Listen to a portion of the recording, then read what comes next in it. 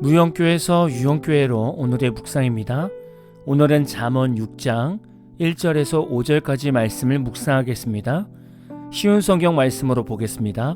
내 아들아, 만약 내가 내 이웃의 빚보증을 서고 다른 사람을 위해 증인이 되었다면 너는 내 말 때문에 덫에 걸린 것이다.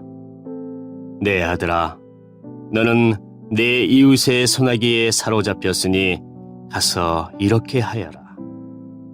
겸손하게 엎드려서 내 이웃에게 간절히 부탁하여 거기서 빠져나오도록 하여라. 내 눈이 잠들지 않게 하고 내 눈꺼풀도 감기지 않게 하여라. 노루가 사냥꾼의 손에서 벗어나듯 새가 그물 치는 자의 손에서 벗어나듯 빠져나와라. 오늘 말씀은 보증과 담보에 대한 말씀입니다. 율법의 규정이나 이스라엘의 경제 윤리에 있어서 담보와 보증은 금기시 되는 것이 아니었습니다. 그러나 그것의 결과에 따르는 부작용으로 인하여 담보와 보증은 매우 신중하게 시행되어야 했습니다. 오늘 말씀은 경솔한 담보와 보증에 대한 결과를 교훈하는 내용입니다. 여러분은 담보나 보증을 해보신 적이 있으십니까? 요즘 시대에 담보대출이나 사업 때문에 보증을 서는 경우가 종종 있을 것입니다. 경제활동을 하다 보면 어쩔 수 없이 담보대출을 받기도 하죠. 그런데 문제는 우리의 과도한 담보가 우리의 삶을 힘들게 만듭니다. 많은 사람들이 보통 담보대출을 받는 이유가 무엇일까요? 주택을 구매하기 위해서, 사업 자금을 받기 위해서, 자녀의 학자금을 위해서, 비싼 의료비를 위해서 담보대출을 받게 됩니다. 이것은 우리가 살아가면서 당연히 있을 수 있는 일들입니다. 그런데 문제는 우리의 눈과 귀가 문제입니다. 주택을 구매하는 것은 당연히 집을 얻는 것이니 담보대출을 할 수 있습니다. 그런데 기본적인 삶을 넘어서 자신의 욕심을 위해 과도하게 집을 넓히면서 많은 빚을 진다든지 부동산 투기 목적으로 많은 주택을 사기 위해 담보대출을 낸다면 이것은 우리의 눈과 귀에 욕심이 들어간 결과의 행위입니다. 이것뿐만이 아니라 한참 가상화폐가 유행하던 시기가 있었습니다. 가상화폐 하나가 말도 안 되는 금액까지 올라갔던 적이 있었습니다. 사람들은 수십억의 대출을 받아서 코인을 산 사람들이 있었죠. 그런데 어떤 일이 있었습니까? 코인 금액이 50% 정도 반토막이 난 적이 있었습니다. 그래서 많은 사람들이 빚더미에 앉게 되고 심지어는 빚 때문에 목숨을 던지는 사람들도 있었다고 뉴스에 나오게 됩니다. 돈을 벌기 위한 노력은 중요하지만 이처럼 자신의 사리사욕을 채우기 위해서 과도한 투자와 대출을 받아서 쓴다면 결국 우리는 돈의 노예가 된다는 것입니다. 저도 하나님께서 물질적인 훈련을 시키시기 위해서 신용불량자가 되게 하셨습니다. 여러 해 동안 채권 은행에게 시달림을 받기도 했고 일상생활은 기본적인 생활조차 하지 못했던 때가 있었습니다. 그래서 빚에 쫓기는 신세가 얼마나 괴롭고 힘든 일인가를 너무나 잘 알고 있습니다. 저에게 이 시기는 물질과 환경과 생활을 초월하시는 하나님을 만나게 된 시간이었습니다. 이 시간 동안 말씀을 붙들고 신앙적으로 풀어나오면서 정상적인 삶을 찾게 되었습니다. 저는 이런 시간을 보내면서 물질의 욕심이나 삶의 욕심을 많이 버리게 되었습니다. 결국 우리 삶을 힘들게 하는 것은 환경이 아닙니다. 바로 우리 자신이 우리를 힘들게 만드는 것입니다. 조금 더 남들보다 돈이 많기를 원하는 욕심 때문에 결국 무리수를 두고 빚을 지게 되는 것이죠. 물론 이 말씀을 사업가들이 듣는다면 이런 마인드로는 사업을 할 수 없다고 말할 수 있습니다. 그러나 저는 하나님 안에서 사업가도 얼마든지 나올 수 있다고 믿습니다. 하나님 안에서 나오는 사업가는 일반인들과 다릅니다.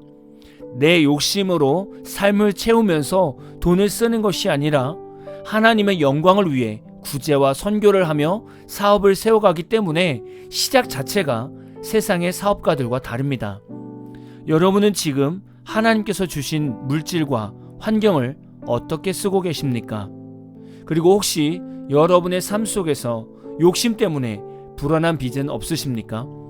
많은 성도들이 이런 기도를 합니다. 하나님, 제가 무리하게 사업을 하다가 빚을 많이 졌습니다. 빨리 갚게 해주세요. 라고 기도합니다. 이럴 때는 이렇게 기도하는 것이 아니라 회개부터 해야 합니다. 하나님, 제가 저의 욕심을 채우기 위해 무리하게 돈을 빌려 썼습니다. 하나님의 뜻을 구하지 못한 저의 죄를 용서해 주십시오. 라고 회개의 기도를 해야 합니다. 그리고 하나님께서 그동안 준비한 모든 계획과 사업장을 팔아서 빚을 갚으라는 감동을 주시면 순종할 마음을 갖고 회개 기도를 해야 합니다.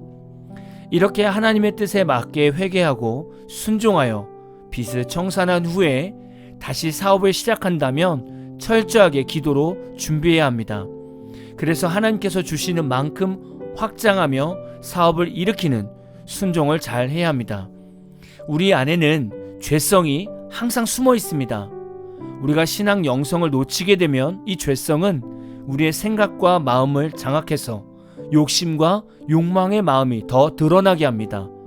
그러면 앞에서 회개하며 빚을 청산했던 괴로운 인생이 또 찾아오게 됩니다.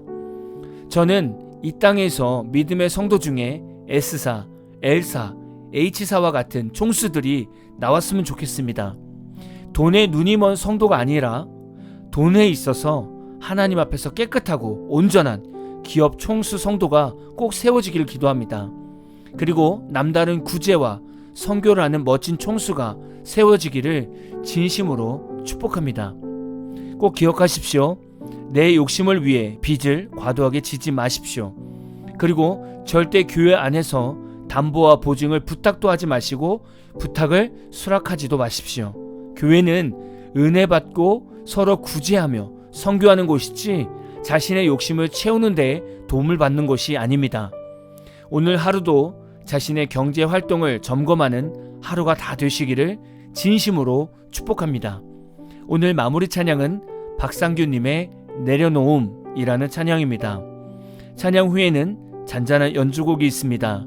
말씀을 생각하면서 기도하는 시간을 가져보십시오.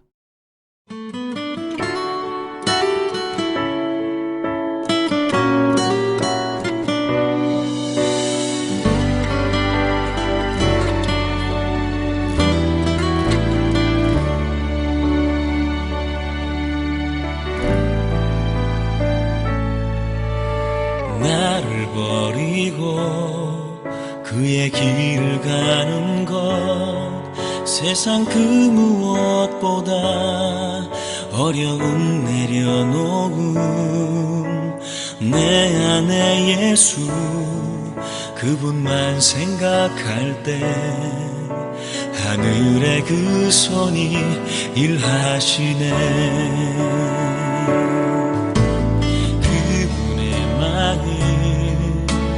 그분의 시선 그분의 원하심은 내 맘에 두는 것 십자가 그 길 그곳에 나설 때에 주님 나를 통해 일하시네.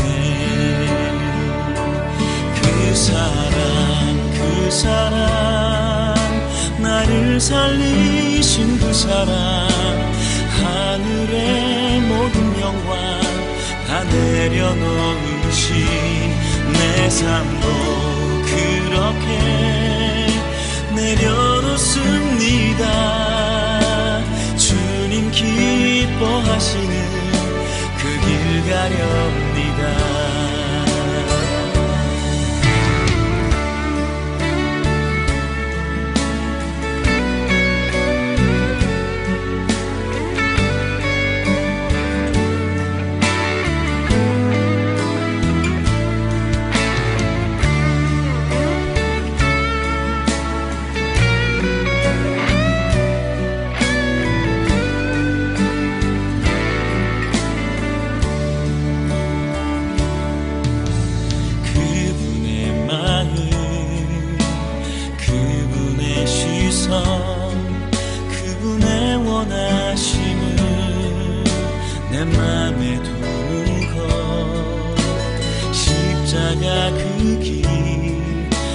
곳에 나설 때에 주님 나를 통해 일하시네.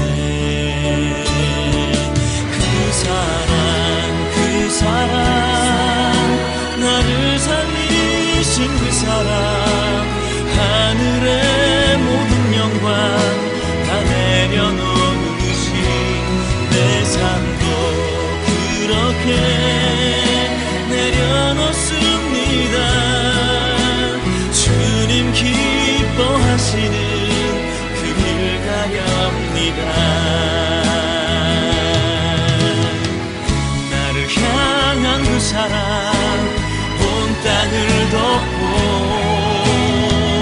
나를 주님의 길로 인도해 주시네.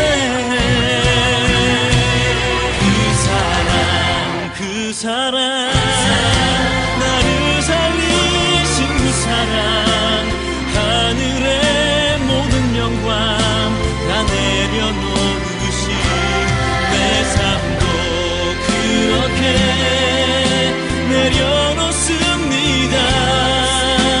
주님 기뻐하시는 그 길 가렵니다. 내 삶도 그렇게 내려놓습니다. 주님 기뻐하시는 그 길 가렵니다. 주님 기뻐하시는 그 길 가렵니다.